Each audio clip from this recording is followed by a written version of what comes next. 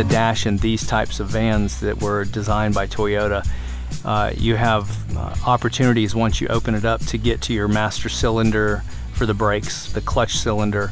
If you're going to install a stereo system, you're going to have to take this apart to be able to access those points. Also, there's a climate control spider that a lot of people have problems with.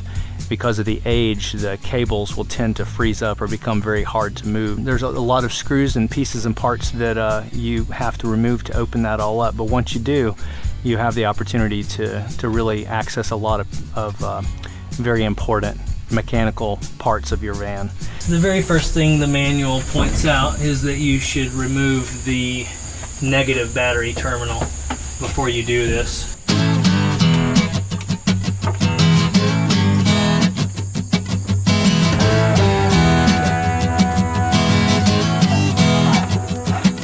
There's 5 screws altogether. Those 2, that one,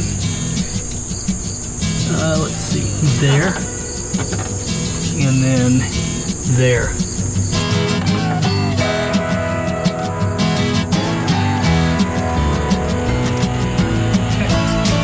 Now it says to also remove the brake fluid cap to be able to make this come off of there.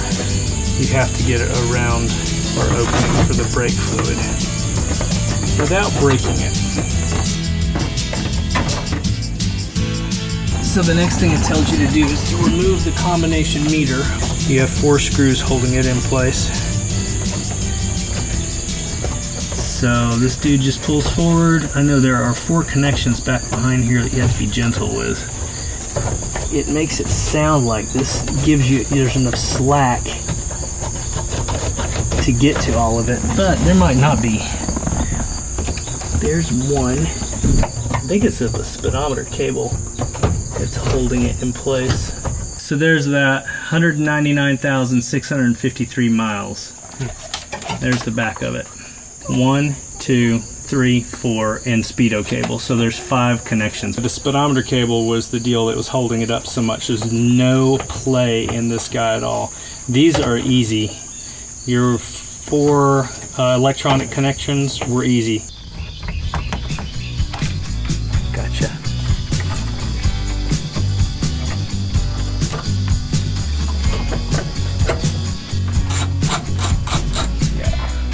Longer screw for attachment there. I need to keep that in mind. That one's long as well. And it has some sort of wire connected to it, so I have to remember to attach that when I put it all back together. There goes that part, that's good. You've got 2 screws underneath or inside the glove box. I've got a screw on the outside edge. And those 2 screws.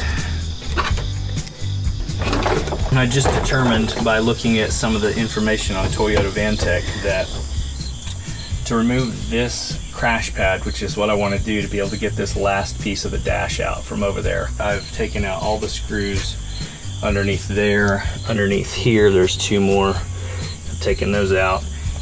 And it's still being held. There are clips back behind that are just slip-on clips. There are 2 bolts up underneath here, one over here and one on this side. And if you look, hopefully you can see them, but up in here, bracket holds it, and over in here there's a bracket that holds it. So at this point I'm taking off the glove box bracket. There are 2 more 10 mil bolts at the base of this. That. Pull these 2 screws. Let's see if it'll pop off. There it is. Thank you. Now the only thing holding it, cigarette lighter connection. Gotcha. All right, so that can stay there. The very last screw that holds the crash pad on is right there behind your stereo fascia. Yep. There it is. Okay, so I'm going to disconnect this.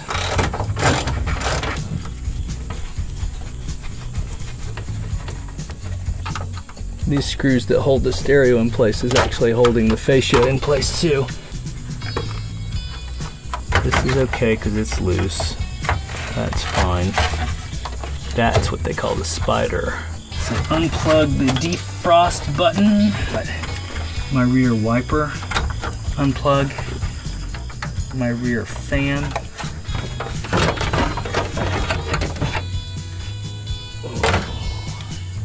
This is the first time around for me in taking this apart. There might be aspects of this that somebody else might do differently. That's perfectly fine. When you're a do-it-yourselfer and you've never done it before, it's always a learning process.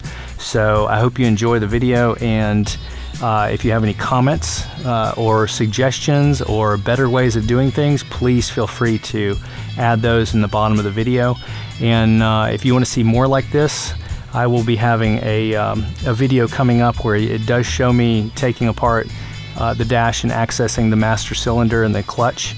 Also, I was able to rehab the climate control spider, so if you're having issues with that, you might want to check that one out as well. Hope you enjoy the video. Thanks for watching.